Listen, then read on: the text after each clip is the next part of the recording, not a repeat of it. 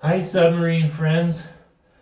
Well, welcome to watching me build my diesel submarine. And is it ever a big mess in here? Holy smokes. I've been drilling in here like crazy, so there's drilling fragments everywhere in here. So, what I've done is I decided after a whole lot of agonizing, I decided to install right here. I don't know if you can see it. This is an 1.25 inch ball valve, and what it is an air intake for the hull, so that if I want to run the engine, if I want to run the diesel engine with the hatch closed, so let's say I'm in really big waves and the waves are splashing in through the hatch, that would really suck. So I put this in so that I can have a snorkel. Now I'm not sure what I'm going to do at the end of the snorkel. I don't want it to have like a ball and seat so that if it tries to flood, it plugs, because the vacuum in here would force that ball to stay in place, kind of like a shop vac. So when the water level in a shop vac rises, a ball floats up and plugs the suction side. So I don't want that, because then I would create a wicked vacuum inside here, which is actually very dangerous. So it needs to be a free-flowing situation. So one idea that I had about this was to have a water catch system here. So if water got into the snorkel, it would run down here and it would come out here, and I would catch it somehow and direct that water into the variable ballast tank. Or it could just go into a reservoir with a bilge pump, and as soon as the water level rises, the bilge pump float turns on and it simply pumps out. But that's adding another pump, another electrical something, another float, another blah blah blah. I don't need more stuff. So I have to give that some thought. Maybe you guys have some ideas on that, but what I'm thinking is the variable ballast tank, when I'm on the surface, is empty. It only has water in it when I dive, so it's completely empty. So any water that comes in through the snorkel would simply go into the variable ballast tank, and it has a pump already, so it would be nothing to turn on that pump periodically for whatever water comes in. So that's a thought. I don't want to restrict the airflow, so it would have to be some kind of a pipe that comes closer to the hull, and it would drain into a funnel of some sort. I use that term loosely, so it needs to drain into something so that that water will flow down into the ballast tank. Now that point has to be higher than, I have to think about that, because I don't want a situation where the water can back up. Yeah, I'll have to give that some thought. It's getting a little tricky.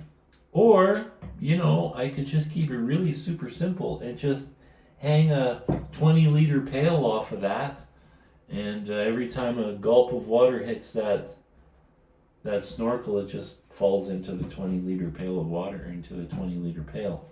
And once it starts to get half full or something, I can just dump it overboard. Or I could pump it out. I don't know. There's a lot of options on that, but I got lots of time to think about it. Anyways, I'm glad I did it. It wasn't hard to do. I drilled a hole. I used my hole saw. That's the piece that I drilled out. And I have discovered a nice trick with the hole saw also. You know those stupid bits, the 1/4 inch drill bit that's in the hole saw, they snap off so easy.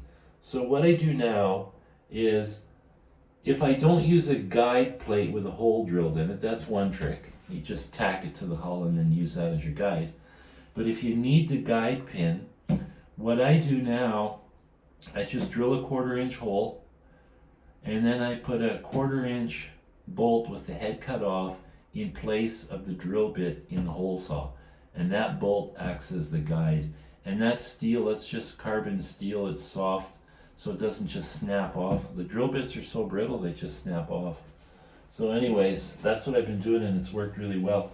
So I've been drilling holes through these reinforcing rings. I've run the line that goes all the way to the front for the forward ballast tank. It's really nice tucked up against the hull. I'm glad I'm doing that.